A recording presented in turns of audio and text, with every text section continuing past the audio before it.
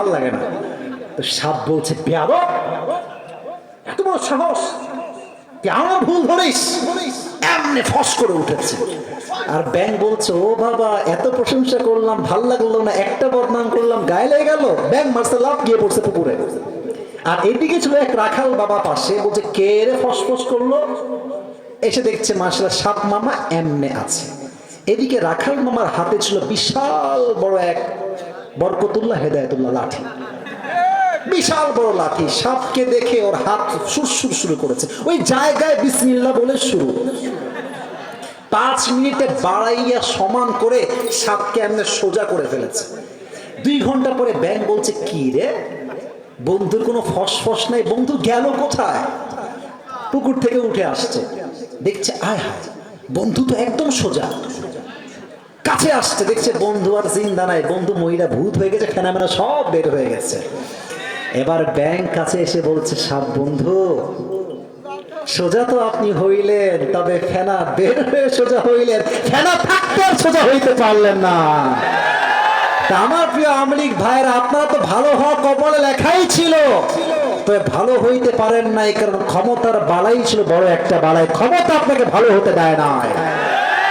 অনেক আওয়ামী লীগ করে ভাইরা জানে যে আমার নেতার চরিত্র নিকৃষ্ট চরিত্র, বা স্বার্থের জন্য পক্ষে তারা গুণগান গেয়েছে।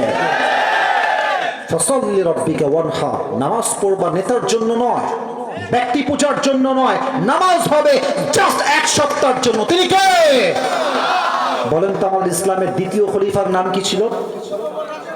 ওমর ফারুক রাদিয়াল্লাহু তাআলা। আবার জিজ্ঞেস করছে, আমাদের ইসলামের দ্বিতীয় খলিফার নাম কি? ওমর ফারুক। শেষ হাদিস বলছি, শেষ ভালো যা সব। আমি দেখেন, আমি কিন্তু ওয়াজ শুরু করছি 10:30টার সময়, আমার সময় হচ্ছে 1 ঘন্টা। আমি যুবকদেরকে বলেছি আমার ফর্ম দেওয়া আছে, তবে হ্যাঁ, সব জায়গায় নিয়ম দিয়ে নয়, কি জায়গায় ভালোবাসা দিয়ে হিসাব করতে হয়। আমি 12টা পর্যন্ত ওয়াজ করতে চাই, আপনারা আমাকে সময় দিবেন তো ইনশাআল্লাহ? তাকবীর দেন, লিল্লাহি তাকবীর। ওমর ফারুক কাছে একজন যুবক আসছে, তার নাম হচ্ছে আবু লুলু আল মাজুসি। ডাক দিয়ে বলছে, ওমর, আমার যে মালিক আছে সে আমার কাছে প্রত্যেক দিন 6 দিরহাম চার্জ করে। আমি বড্ড গরিব হয়ে যাচ্ছি, আমার দ্বারা 6 দিরহাম দেওয়া সম্ভব নয়, তুমি কমায় এটাকে মাত্র 2 দিরহাম করে দাও। পাবনার ভাড়া বলেন তো সবাই কয় দিরহাম? ওমর ফারুক বলছে, আবু লুলু আল মাজুসি, তোমার ব্যবসা কি, তুমি কি কাজ করো?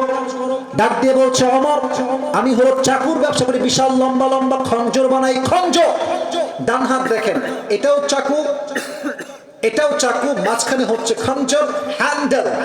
This is called in Arabic world খঞ্জর। বাংলা আমরা বলি চাকু।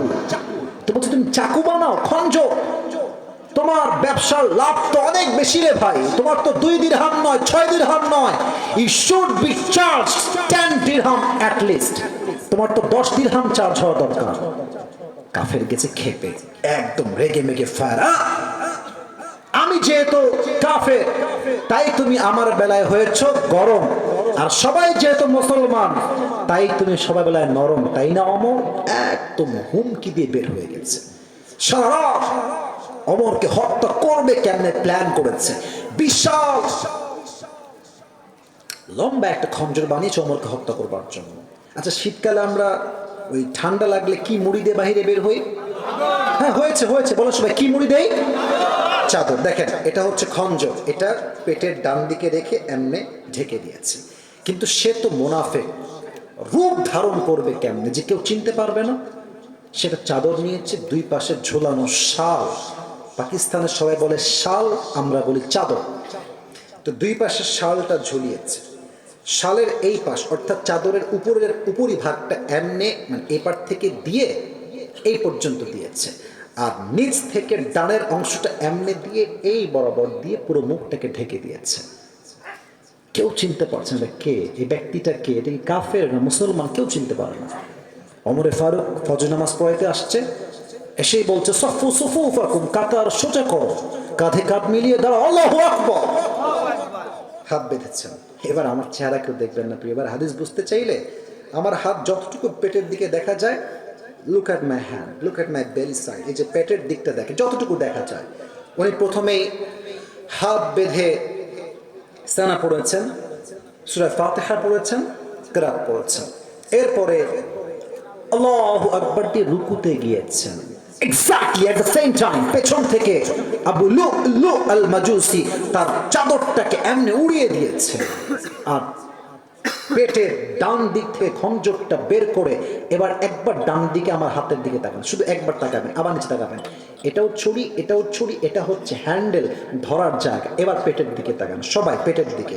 এই খঞ্জরটা ধরে ওমরে ফারুকের ঠিক পেটের ডান দিক থেকে শুরু করে এমনি একটা পোজ দিয়েছে, আবার এগ্যান অ্যান্ড দেন এগ্যান, 3 বার এমন ভাবে চাকু দিয়ে আঘাত তার পেটে করেছে, পুরো পেটটা এমনি কেটে নাড়ি ভুঁড়ি সব পেট থেকে বাহিরে বের হয়ে গেছে, নাড়ি ভুঁড়ি সব বাহিরে বের হয়ে গেছে। আর ওমরে ফারুক নামাজের মাঝে চিৎকার দিয়ে বলছে, কতালানি আল কালব, আমাকে একটা কুকুর হত্যা করেছে, আমাকে বাঁচাও। এমনি অজ্ঞান হয়ে পড়ে গেছে। আর ওই কাফের হত্যা করে যখন পেছন থেকে পালিয়ে যাবে, 7 জন সাহাবীকে এমনি এমনি এমনি যাকে সামনে পেয়েছে তাকে এমন আঘাত করেছে, হাদিস আসছে জায়গায় 7 জন সাহাবী নামাজের মাঝে স্পট ডেথ, জায়গায় শেষ।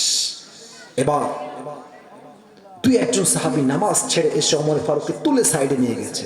ইয়া ওমর, মা লেখা, ইয়া ওমর, ওমর আপনি ঠিক আছেন? আপনার কি হয়েছে?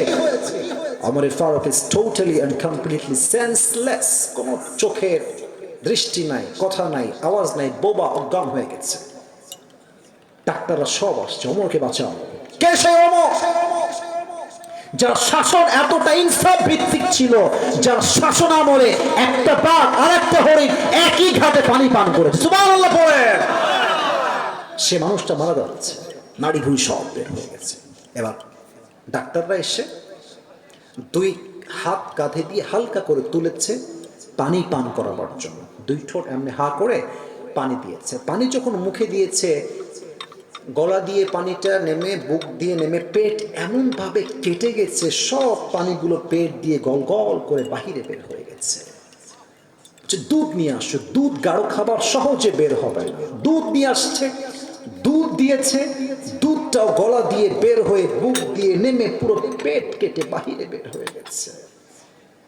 এই দৃশ্য দেখে সাহাবা একরামরা বুঝে গেছে Omar Farooq is going to die very soon, মারা যাবে, আর বাঁচার আশঙ্কা হয়তো বা নাই। সবার চোখ দিয়ে পানি ঝরে। হঠাৎ করে এক সাহাবী দেখছে ওমর ফারুক রাদিয়াল্লাহু তাআলা, he has opened his eyes just a little bit, a very little bit, একদম ছোট্ট করে ওমর ফারুক চোখ খুলেছে, একদম ঝাপসা। দূর থেকে সাহাবী দেখে দৌড়ে আসছে, মা লেখা ইয়া ওমর, আপনি ঠিক আছেন? কি হয়েছে আপনার? তো ওমর ফারুক জাস্ট ইঙ্গিত দিয়েছেন, look at my right hand, just এমনি, কান একবার, ঠোঁট একবার, কান একবার, ঠোঁট একবার। উনি বোঝাচ্ছেন তোমার কানটা আমার ঠোঁটের কাছে নিয়ে আসো। দৌড় দিয়ে এসে কানটা ঠোঁটের কাছে দিয়েছে। হি ওয়াজ থিঙ্কিং জাস্ট লাইক, সে ভাবছে যে হয়তো আমাকে ছেলের কথা বলবে, বউয়ের কথা বলবে, রাজ্যের কথা বলবে, সন্তানের কথা বলবে, এটাই তার শেষ কথা হবে। যখন সে কানটা তার মুখের কাছে বাড়িয়েছে, ওমর ফারুক জবান খুলে একটা কথায়, last time he asked this question, last প্রশ্ন তার, এই সাহাবী, আসাল্লান নাস, আসাল্লান নাস, আমার কোনো খবরের প্রয়োজন নাই, সন্তান লাগবে না, বউ লাগবে না, রাজ্য লাগবে না, আমাকে জাস্ট শেষ মুহূর্তে এই খবরটা দাও, আমার অজ্ঞান হওয়ার পরে আমার সাহাবীরা, আমার ভাইয়েরা নামাজটা জামাতে আদায় করেছে কিনা সেই খবরটা আমাকে দাও। আপনি বুঝতেছেন? না বুঝে সুবহানাল্লাহ বললেন। পেট কেটে নাড়ি ভুঁড়ি সব বের হয়ে গেছে, দেখলেই মানুষ বুঝবে মানুষ আর বাঁচবেই না, শেষ মুহূর্তে আছে। এই মুহূর্তে কোন কথা বলছেন? নামাজ, নামাজ, নামাজ। কোন সাহাবী? যেই নবী যাকে জান্নাতের টিকিট দিয়েছেন তিনি দেন নাই, আল্লাহ নিজেই দিয়েছেন। আল্লাহ তাআলা নবীর মাধ্যমে ওমর ফারুককে দুনিয়াতেই সুসংবাদ দিয়েছেন, ওমর তুমি মরার সঙ্গে সঙ্গেই তোমার জান্নাতের টিকিট কনফার্ম আল্লাহ করে দিয়েছে। সুবহানাল্লাহ। এই মানুষটা জান্নাতের টিকিট নবীর হাত থেকে পেয়েও নামাজ পড়ে নাই।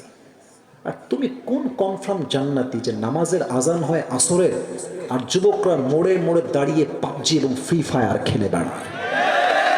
আজান হচ্ছে মসজিদে, মুরব্বী এলাকার চায়ের দোকানে বসে বিড়ি টানে আর টিভিতে বাংলা সিনেমা দেখে বেড়ায়। আজান হচ্ছে মসজিদে, কিছু নির্লজ্জ বেহায়ামে বাহিরে এমন ভাবে বেভদ্রা হেঁটে বেড়ায় যা যুবকদের চোখ নয়, মুরব্বীর চোখ, ইমান দুটোই নষ্ট হয়ে যায়। তুমি জান্নাতের টিকিট কই পেয়েছো? নামাজ তুমি কেন পড়তে চাও না? এজন্য আজহারী সাহেবের নানা গোলাম সারওয়ার সাঈদী হুজুর একটা কথা বারবার বলতেন, ঠিক হলে ঠিক বলবেন না, চুপ থাকতেন। উনি বারবার বলতেন, নামাজ নাই যার, ইমান নাই তার। বলেন বলেন বলেন। উনি আরেকটা কথা বলতেন, নামাজ নাই যার, মুসলিম হিসেবে পরিচয় দেওয়ার কোন যোগ্যতাই তো তার নাই আল্লাহর জামিনে। ঠিক কিনা বলো? নামাজ হচ্ছে মুসলমানদের জীবনের সবচেয়ে গুরুত্বপূর্ণ ইবাদত। ফাসাল্লি লিরাব্বিকা ওয়ানহার, পারফর্ম দ্য সালাহ and sacrifice to your Lord alone. নামাজ পড়বেন আল্লাহর জন্য, কুরবানিও করবেন আল্লাহর জন্য। Last ayah, I will translate of this ayah and then I will finish my speech. Inna shani'aka huwa al-abtar. O my prophet, indeed the one who hates you is truly cut off from any goodness. যে আপনার সাথে বিরুদ্ধাচরণ করবে, আপনার সম্মানে গুস্তাখি করবে, আমি আল্লাহ তার সমস্ত সম্মানকে মাটির নিচে মিশিয়ে ধূলিসাৎ করে দেব। ঠিক আছে কিনা জোরে বলতে হবে তো যুবক ভাইরা। এবার আমি শেষ কথা, শেষ বাক্য বলছি। আপনাদেরকে বাঘের মতো গর্জন দিয়ে আমাকে বলতে হবে যে আপনাদের মতামত এই বিষয়ে কি। আমি সূরা কাউসারের শেষ আয়াত থেকে একটা স্পষ্ট শিক্ষা আজকে পাবনার মাটিতে বলতে চাই। আল্লাহ তাআলা বলেছে যে নবীর শানে বিরুদ্ধাচরণ করবে তার কোনো বংশই থাকবে না। এখান থেকে আমরা স্পষ্ট বাক্যে, স্পষ্ট ভাষায় বলছি, ডক্টর ইউনূস সাহেবকে বুঝতে হবে, আগামী সংসদে আইন পাস হবে, আমার এই মাটিতে যদি কোনো নাস্তিক ব্লগার নবীর শানে একটা কটূক্তি করে তাকে ঢাকার বাইতুল মুকাররমের সামনে ফাঁসির কাস্টে, ওপেনলি লাইভে ব্রডকাস্টে ফাঁসির কাস্টে ঝুলিয়ে হত্যার রায় দিতে হবে। যুবক ভাইরা, এই রায়ে কারা কারা একমত হাত তুলার লাগে দেখা দাও।